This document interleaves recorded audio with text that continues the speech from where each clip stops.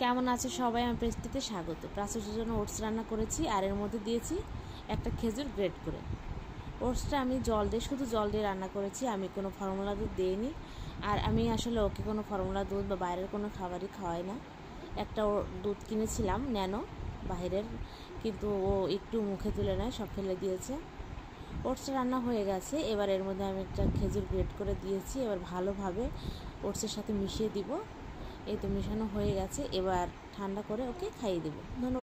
কেমন আছে সবাই? আমি প্রেস্টিতে স্বাগত। প্রাচুর্যের জন্য ওটস রান্না করেছি আর এর মধ্যে দিয়েছি একটা খেজুর গ্রেট করে। ওটসটা আমি শুধু জল দিয়ে রান্না করেছি, আমি কোনো ফর্মুলা দুধ দিইনি। আর আমি আসলে ওকে কোনো ফর্মুলা দুধ বা বাইরের কোনো খাবারই খাওয়াই না। একটা দুধ কিনেছিলাম ন্যানো বাইরের, কিন্তু ও একটু মুখে তুলে নেয়, সব ফেলে দিয়েছে। ওটসটা রান্না হয়ে গেছে, এবার এর মধ্যে আমি একটা খেজুর গ্রেট করে দিয়েছি। এবার ভালোভাবে ওটসের